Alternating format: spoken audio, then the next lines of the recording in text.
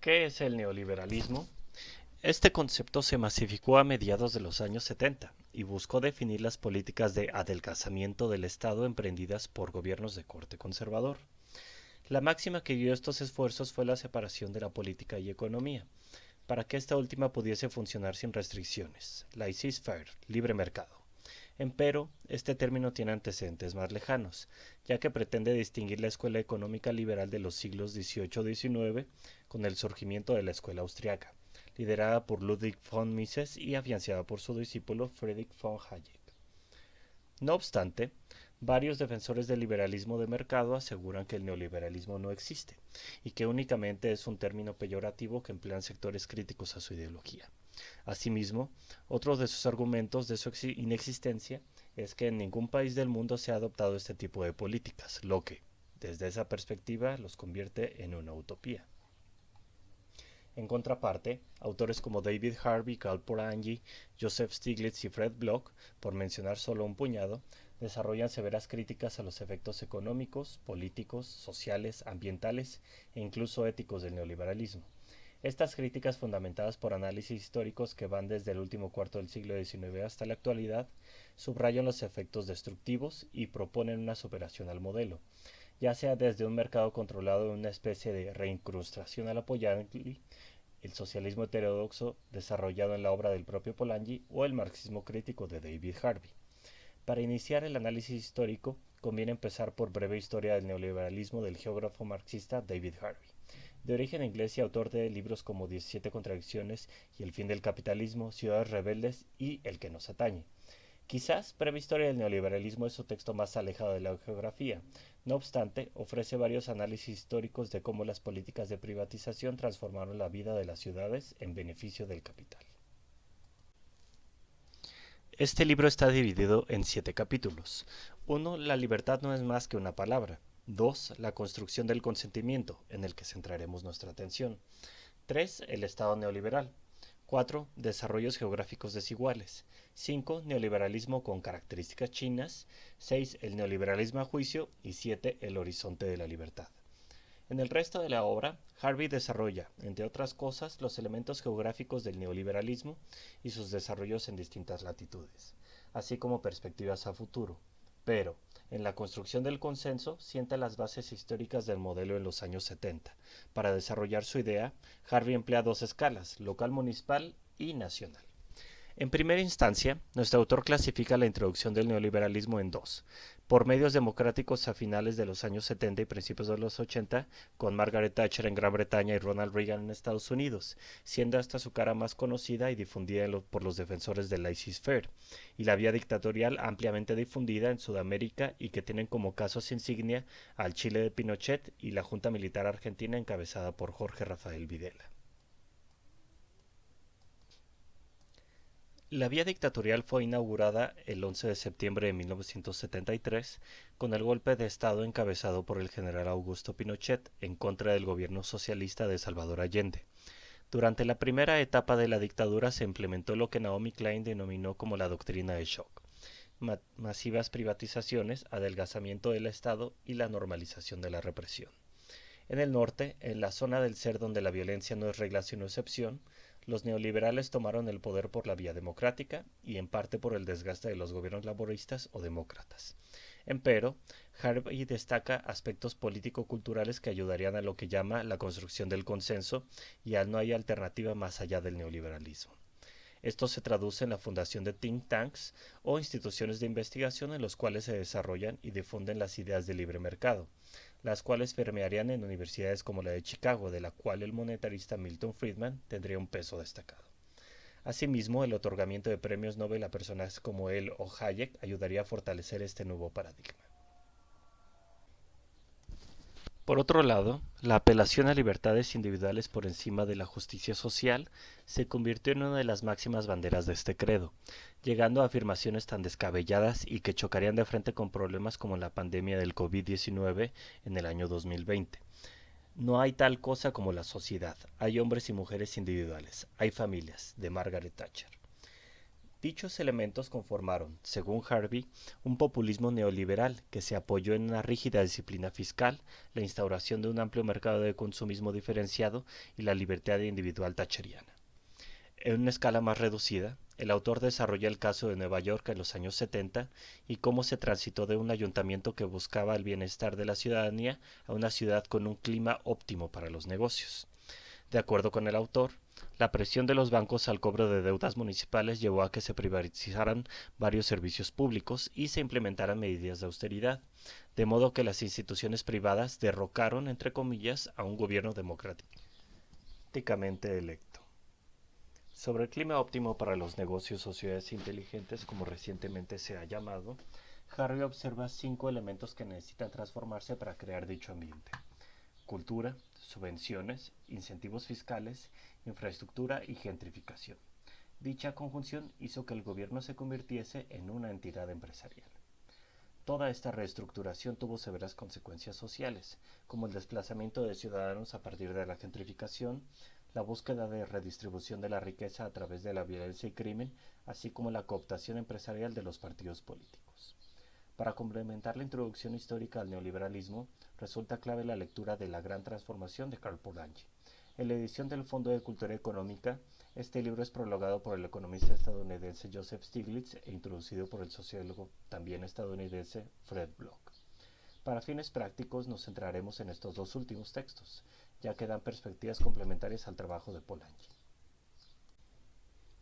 En el prólogo, Stiglitz subraya la importancia de la lectura de la Gran Transformación en los 2000, ya que muchos de los problemas contemporáneos tienen múltiples paralelismos con lo visto por Polanyi en 1944. Muchos de estos aportes, señala Stiglitz, se deben a la falacia de la autorregulación de los mercados, ya que en el pasado fomentaron el colonialismo de finales del siglo XIX, que derivó en las guerras mundiales y en la presente crisis inmobiliaria del 2008. Al respecto, señala que en los años 40 hubo abundante evidencia de que semejante liberalización podría acarrear enormes riesgos sobre un país y de que esos riesgos caerían desproporcionadamente sobre los pobres, mientras que la certidumbre de que tal liberalización promovería el crecimiento fue, cuando menos, brevísima.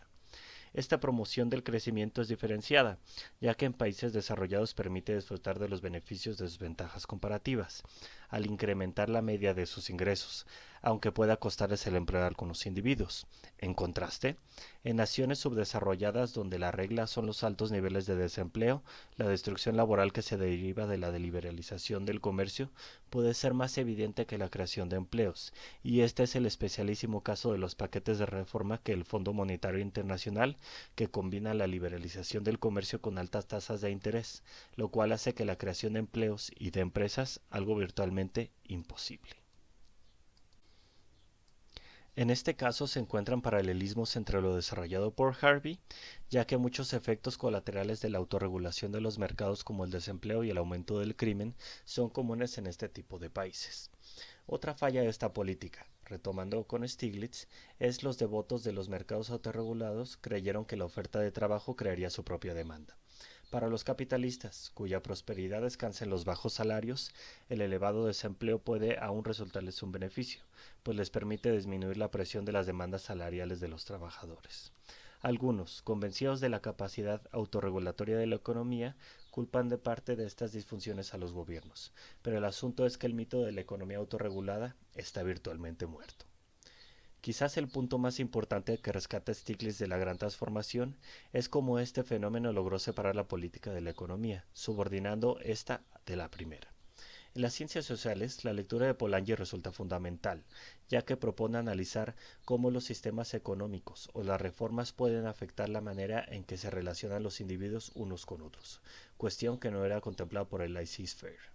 Sumando más parque a su ataque, Stiglitz menciona que los promotores del neoliberalismo enfatizaron que son las intervenciones del gobierno la fuente de los problemas, que la clave para la transformación es fijar correctamente los precios y mantener al gobierno fuera de la economía mediante la privatización y la liberalización.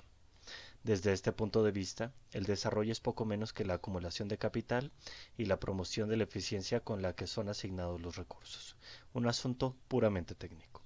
Esa ideología desconoce la naturaleza misma de la transformación, una transformación de la sociedad, no solo de la economía, y una transformación de la economía es mucho más profunda de lo que sus simples prescripciones sugieren. Su perspectiva representa una lectura de la historia equivocada. En perspectiva histórica, la gran transformación relaciona las consecuencias negativas de la autorregulación de los mercados con el surgimiento del fascismo y del socialismo soviético, ya que no fueron solo sistemas económicos alternativos, representaban importantes distanciamientos de las políticas liberales. Pero tal como Polanyi destaca, tanto el fascismo como el socialismo estaban enraizados en una sociedad de mercado que se negaba a funcionar. Más allá de las críticas a la perspectiva laissez-faire, Stiglitz rescata de Polanyi su visión de la libertad, pero desde una posición ética. Menciona que las regulaciones pueden desterrar las libertades de alguien, pero al hacerlo se pueden garantizar las de otros. La libertad de mover el capital dentro y fuera del país según la libertad personal es una libertad que alguien puede ejercer a un costo enorme para otros. Desafortunadamente, en el mito de la economía de mercado regulado no está presente un balance de esas libertades ni en el viejo estilo del laissez-faire, ni en el nuevo ropaje del consenso de Washington, pues es el pobre más que nadie el que mayormente enfrenta un gran sentimiento de inseguridad y en algunos lugares como en Rusia, el número absoluto de los que están en la pobreza ha crecido sensiblemente y los niveles de vida han caído. Para ellos hay menos libertad ante el hambre, menos libertad ante el miedo. Si Polanyi escribiera hoy, estoy seguro de que sugeriría que el desafío que se enfrenta a la comunidad global es la posibilidad de remediar estos desbalances, antes de que sea demasiado tarde. Por último, pero no menos importante, está la lectura de Fred Bloch. Su visión de la gran transformación parece la de un profesor, ya que es metódica e incluso un tanto más técnica, ya que centra su mirada en los conceptos clave de Polanyi. No obstante, inicia con el contexto histórico del autor y cómo al inicio de su carrera tomaban auge las doctrinas de Mises y Hayek. La gran transformación está organizada en tres partes. La primera y la tercera estudian las circunstancias inmediatas que desencadenaron la Primera Guerra Mundial, la Gran Depresión, la aparición del fascismo en Europa, el New Deal en Estados Unidos y el primer plan quinquenal de la Unión Soviética. Ahí despliega una conjetura asombrosa. ¿Por qué en Europa un prolongado periodo de paz y relativa prosperidad entre 1815 y 1914 dio paso de repente a una guerra mundial seguida de un colapso económico? En la segunda parte, que es el núcleo del libro, presenta la solución a esa conjetura cuestionando la creencia de los liberales británicos del siglo XIX, de que la sociedad humana debía ser subordinada a los mercados autorregulados. En los capítulos del 11 al 18, razona que el liberalismo de mercado produjo un resultado inevitable, los esfuerzos concertados para proteger a la sociedad de mercado. Estos esfuerzos son expresión de que el liberalismo de mercado no puede funcionar como se pretende y que las instituciones que gobiernan la economía global originan tensiones crecientes en y entre las naciones.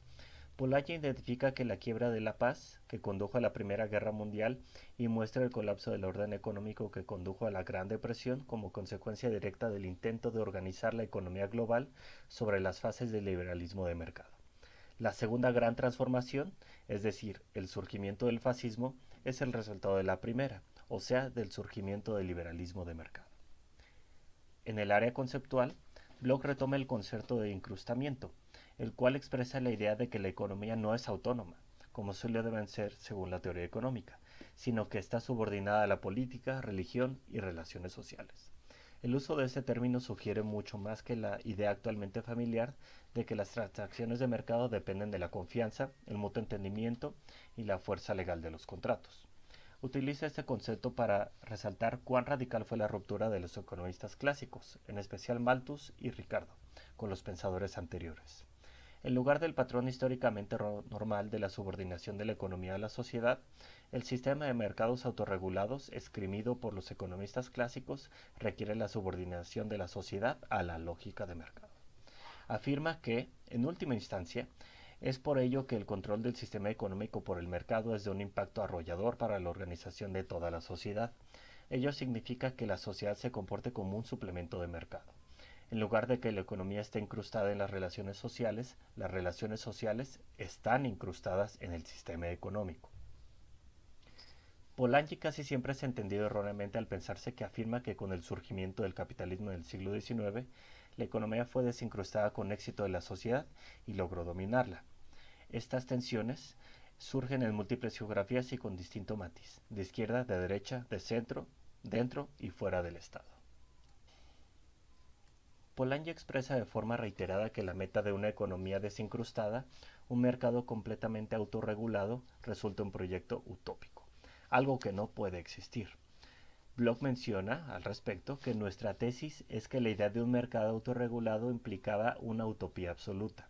Semejante institución no podría haber existido en ninguna época sin aniquilar la sustancia humana y natural de la sociedad. Habría destruido físicamente al hombre y transformado a su ambiente natural en un páramo. En este sentido, puede decirse que el desincrustamiento del mercado es semejante al estiramiento de una gigantesca banda elástica. Los esfuerzos por lograr una gran autonomía de mercado incrementan el nivel de la tensión. A mayor estiramiento, o bien la banda elástica se romperá, lo que significa la desintegración social, o bien la economía se retrotraerá a una posición más incrustada. Para poder lograr este desincrustamiento político-económico, Polanyi, de acuerdo a Bloch, menciona que el laissez-faire estaba planeado, o sea, requiere echar mano del arte de gobernar y de la represión para imponer la lógica de mercado y sus riesgos concomitantes sobre la gente común. En conclusión, el neoliberalismo es un sistema en el cual la política de libre mercado y competencia rige las distintas esferas de la vida pública y privada. Es un sistema que en la teoría se puede rastrear al primer cuarto del siglo XX, pero en la práctica se inaugura en los años 70 mediante dos vías, la dictatorial puesta en práctica en Sudamérica y la democrática en Gran Bretaña y Estados Unidos. La supeditación de la política de la economía, como señalan los citados autores, tiene múltiples consecuencias negativas en las sociedades y territorios que habitan, ya que la vida se ha organizado, al menos de manera predominante, bajo los derroteros del laissez-faire, competencia y productividad. La lectura de estos críticos y otros tantos más resulta imperiosa para construir un horizonte de expectativas que supere la idea de que es más fácil imaginar el fin del mundo que el fin del capitalismo.